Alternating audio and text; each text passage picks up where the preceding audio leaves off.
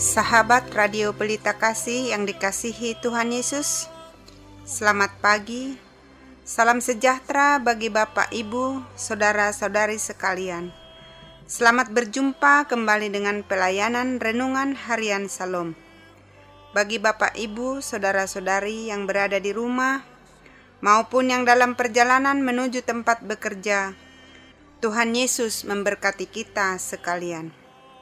Saya Sintua Nyonya Lumban Raja Boru Situmorang dengan sukacita akan melayani Bapak Ibu Saudara-saudari sekalian sebagai pelayan pendamping pembawa renungan.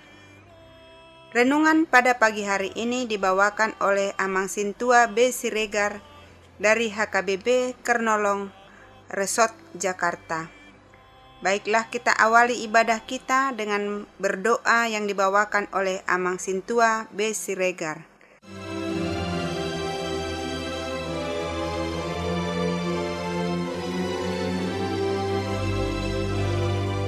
Mari kita bersatu di dalam doa. Puji dan syukur kami panjatkan kehadirat-Mu ya Tuhan atas penyertaan-Mu dalam acara renungan pagi hari ini. Kami mohon tuntunan-Mu agar renungan ini menjadi berkat dan sukacita bagi siapa saja yang mendengar siaran ini. Kami juga berdoa buat sahabat pendengar yang saat ini sedang terbeban berat, baik karena masalah pekerjaan, keluarga, maupun penyakit. Dan secara khusus, saudara-saudara kita yang terpapar COVID-19, kiranya Tuhan berkenan memulihkan mereka. Sebelum mendengar firman-Mu, urapi hati dan pikiran kami, agar kami layak bersekutu dengan-Mu. Di dalam nama Tuhan Yesus kami berdoa dan mengucap syukur. Amin.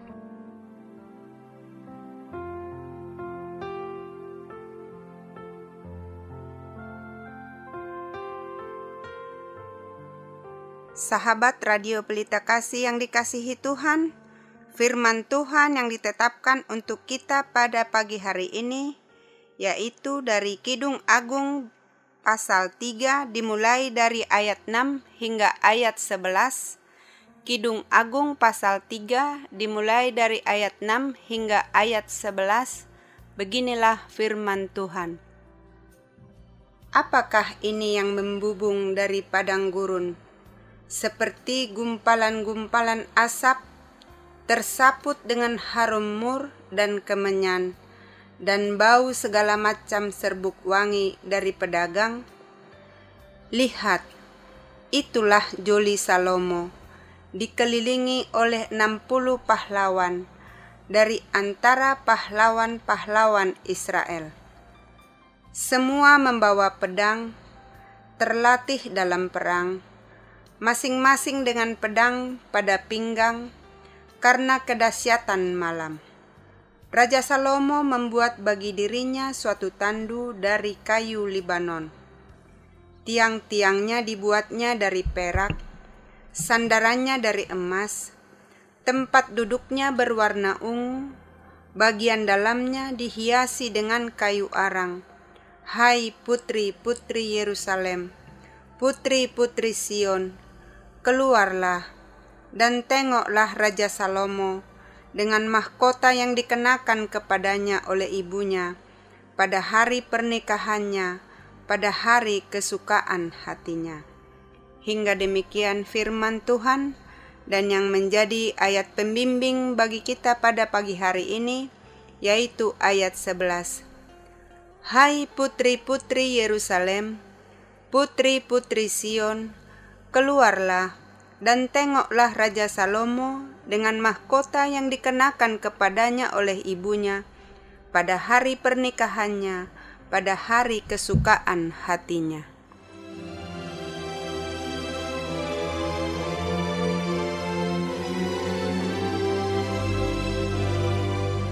Sahabat pendengar yang dikasihi Tuhan, pernahkah Anda merasakan betapa indahnya cinta yang terjalin di antara dua orang yang sedang berpasangan dan saling mencintai? Nats hari ini adalah kisah yang diawali dengan dialog cinta. antara sepasang kekasih yang saling mencintai, yaitu Salomo putra Daud dengan kekasihnya Abishag, seorang gadis Sulam yang sangat dicintai Salomo. Siapakah Abishag itu? Dalam 1 Raja-Raja 1 ayat 3-4 diceritakan bahwa Abishag adalah seorang gadis yang amat cantik dan bekerja sebagai perawat Raja Daud di usia tuanya. Sebagai seorang perawat raja, tentulah Abishag sangat dikenal di kalangan keluarga raja, di mana Salomo sebagai anak raja sempat menjalin cinta pertamanya dengan Abishag. Nats hari ini dilatar belakangi oleh impian Abishag yang membayangkan dirinya sebagai mempelai wanita yang sudah berhari-hari merindukan kekasihnya, Salomo. Yang dilanjutkan dengan kisah penyambutan kedatangan iring-iringan Raja Salomo sebagai mempelai pria. Sahabat pendengar yang terkasih, dengan mengangkat latar belakang tersebut di atas, pokok renungan dari Nats pembimbing hari ini mengangkat 3 hal penting, yaitu yang pertama adalah Putri Yerusalem atau Putri Sion, keluarlah. Yang kedua, tengoklah Raja Salomo. Dan yang ketiga, mahkota di hari bahagia. Marilah kita membahasnya satu persatu. Yang pertama, Putri Yerusalem, Putri Sion, keluarlah. Sahabat pendengar yang dikasihi Tuhan, di latar belakang Nats hari ini ada ungkapan perasaan Abishag, gadis cantik dari Sulam yang sangat merindukan kekasihnya Salomo. Betapa besarnya kerinduan tersebut terungkap pada ayat 1-4, di mana ia mencari Salomo kemana-mana, mulai dari kamarnya sendiri, ke jalan-jalan, ke lapangan, bahkan sampai ke sudut-sudut kota. Begitu inginnya dia bertemu Salomo sampai-sampai ia berkata, "Kutemui jantung hatiku, kupegang dan takkan kulepaskan dia, sampai kubawa dia ke rumah ibuku, ke kamar orang yang melahirkan aku." Namun pada ayat berikut, ternyata kerinduan menanti kedatangan kekasih bukan hanya milik pribadi Abishag sebagai kekasih Salomo, tapi juga melambangkan kerinduan Putri Yerusalem atau Putri Sion dalam menantikan kedatangan sang raja. Siapakah Putri Yerusalem atau Putri Sion itu? Sion bisa diartikan sebagai Yerusalem atau kota Daud. Bisa juga gunung Bait Allah atau tempat yang suci.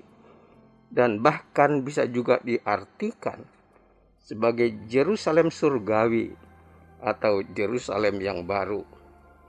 Dalam nats ini, himbauan keluar menyambut Raja Salomo tentulah awalnya ditujukan pada Abishag, gadis Sulam yang amat merindukan kekasihnya itu, serta para wanita Yerusalem yang merindukan kedatangan rajanya Salomo.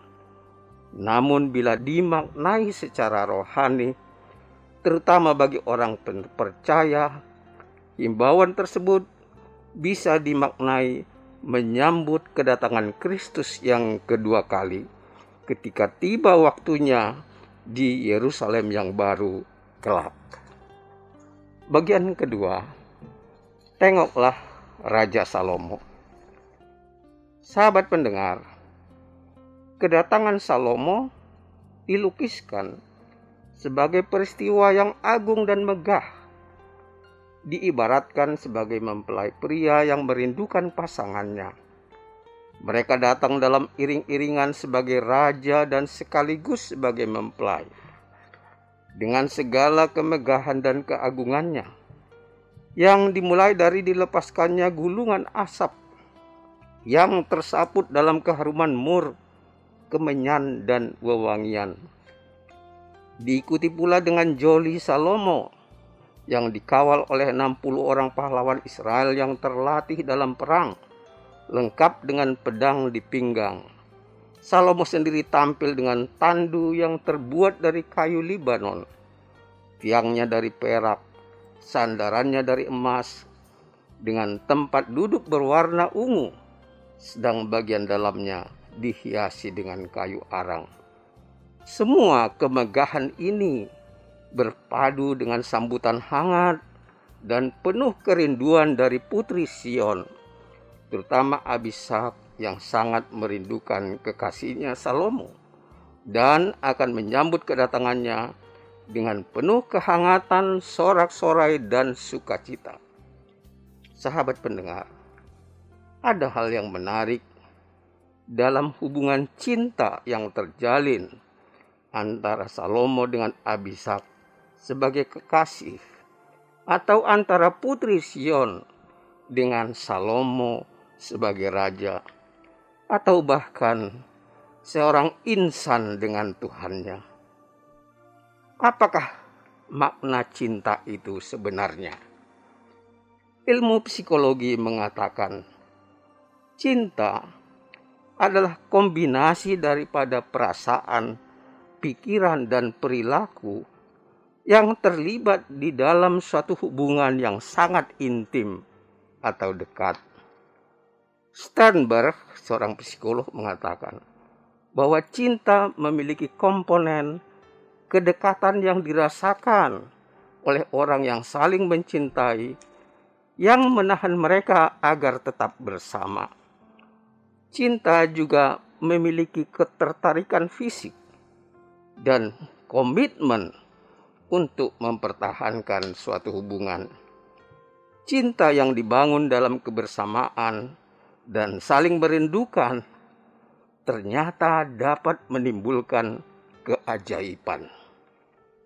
Dalam Pengkhotbah pasal 4 ayat 9 dikatakan bahwa berdua lebih baik dari seorang diri, karena mereka menerima upah yang baik dalam jerih payah mereka.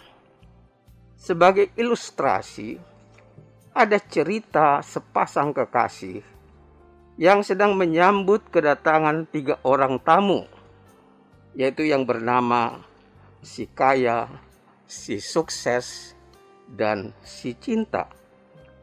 Ketiga tamu ini menunggu di depan pintu karena mereka baru boleh masuk ketika namanya dipanggil.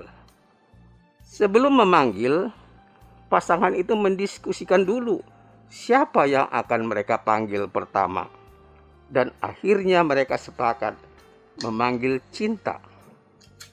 Namun apa yang terjadi? Ketika cinta dipanggil, mereka bertiga masuk bersamaan. Kenapa? Karena bila si kaya dan si sukses yang dipanggil, mereka pasti akan masuk sendiri-sendiri. Tapi ketika yang dipanggil adalah si cinta, maka mereka masuk bersama-sama. Karena cinta adalah milik bersama, yaitu kerelaan berkorban dan kepedulian pada orang yang dicintai.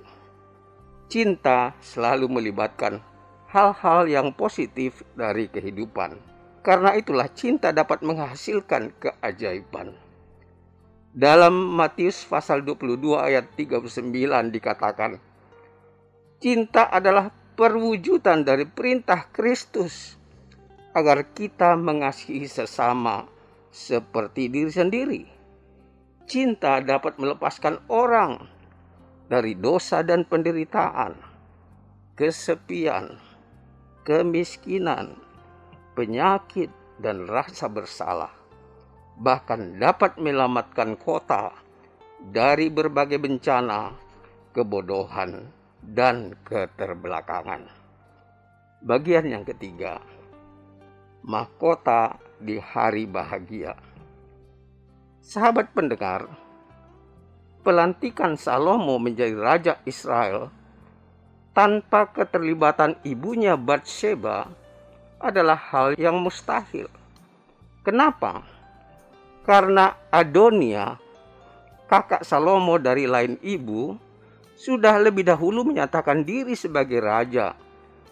dengan didukung oleh beberapa tokoh Israel seperti Joab dan Imam Abiatar. Namun, berkat kegigihan Batsheba dan dukungan Nabi Nathan, mereka berhasil membujuk Daud agar mengangkat Salomo menjadi raja, walaupun keputusan itu bertentangan dengan Adonia. Di samping berkompetisi merebutkan mahkota raja, ternyata mereka juga berkompetisi memperebutkan hati Abishag, seorang gadis sulam itu. Tantangan muncul ketika Adonia meminta pada Batsheba agar diperkenankan mengambil Abishag menjadi istrinya. Karena itulah Salomo marah besar dan menolak permintaan tersebut. Ia bahkan berani memutuskan hukuman mati bagi Adonia. Dapat kita baca pada 1 Raja-Raja 2 ayat 21 sampai 28. Cinta Salomo yang mendalam terhadap Abishag membuat Salomo menikah dengan Abishag sebelum dilantik menjadi raja Israel. Karena itulah pada nats pembimbing dikatakan bahwa mahkota Salomo adalah mahkota yang dikenakan ibunya pada hari pernikahannya dan pada hari kesukaan hatinya. Inilah yang disebut sebagai mahkota di hari bahagia. Cinta Salomo dan Abishag telah menjadi sentral dalam Kidung Agung dan menjadi sumber inspirasi Salomo dalam menggubah ribuan syair lagu dalam Kidung Agung ini. Karena itu cinta Salomo dan Abishag bukan hanya menjadi referensi cinta antar kekasih, tetapi juga antara seorang raja dengan rakyatnya.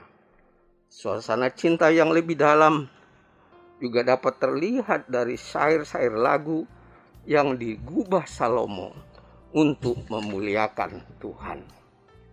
Menjadi pertanyaan bagi kita, kalau pada akhir zaman Kristus datang sebagai mempelai pria untuk menjemput gerejanya dengan penuh kemuliaan dan tak bercacat, sudah siapkah kita menyambut kedatangannya dengan cinta yang tulus dan agung seperti yang telah diajarkan Kristus bagi kita? Tuhan Yesus memberkati. Amin.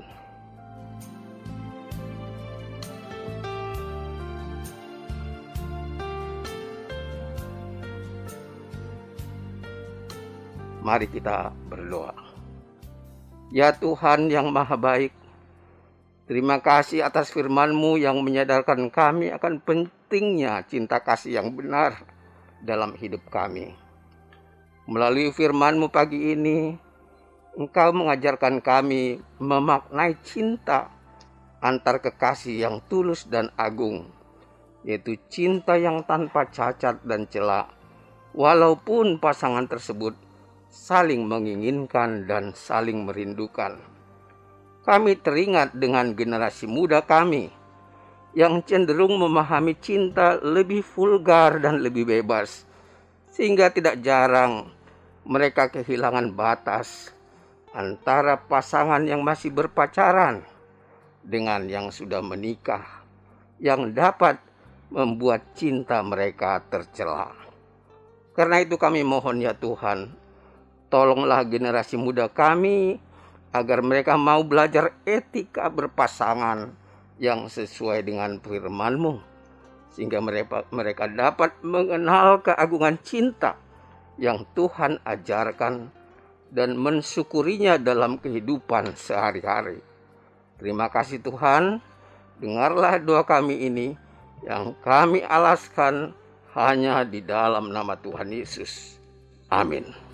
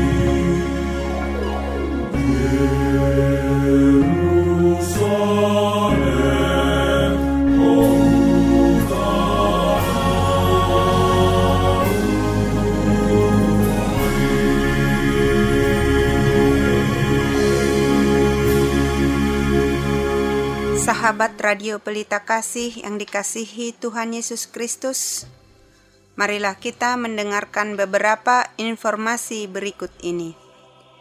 Bila Anda ingin merespon renungan pada pagi hari ini, dapat menghubungi Amang Sintua B. Siregar dengan nomor telepon 0815 8456 7186. Jika sahabat RPK ingin mendengar ulang renungan ini, dapat mendengarkan melalui YouTube HKBP Kernolong. Renungan Harian Salom ditulis oleh para hamba Tuhan dari berbagai gereja selama pandemi COVID-19, didistribusikan secara online. Dan mulai tanggal 9 Agustus 2020, Renungan Malam Salom dapat diikuti di kanal YouTube HKBP Kernolong pukul 8 malam. HKBP Kernolong memiliki ruangan serbaguna dan bisa dibagi menjadi 2 bagian. Bagi yang membutuhkan dapat menghubungi Ibu Sinurat dengan nomor telepon 021 390 9785 atau 0813 8614 2835. 2. Ibu Sintua Nyonya Lumban Raja Boru Situmorang dengan nomor telepon 0821 1470 7797. Jam ibadah dan gembala. Sehubungan dengan berlakunya PPKM level 3, ibadah dilakukan 2 kali. Ibadah pertama dilakukan pukul 9.30 WIB dengan live streaming. Ibadah kedua dilakukan pukul 17 WIB tanpa live streaming. Digembalakan oleh Pendeta Robert Sontar Pandiangan MTH, Pendeta Sahat Parulian Nababan STH, Bibelfrau Juliani Boru Tarihoran. Bagi Anda yang ingin didoakan, dapat menghubungi Inang Sintua Hotmatiur Boru Manurung di nomor telepon 0878 7547 8383. Segenap pengurus Renungan Harian Salom menyampaikan salam kasih kepada seluruh pendengar setia dan pendukung acara ini, kepada jemaat Tuhan interdenominasi dan seluruh jemaat HKBP dimanapun berada. Kami juga menghimbau kepada seluruh pendengar Radio Pelita Kasih agar senantiasa melakukan protokol kesehatan yang dianjurkan oleh pemerintah. Kiranya Tuhan Yesus senantiasa memberkati kita semua. Horas.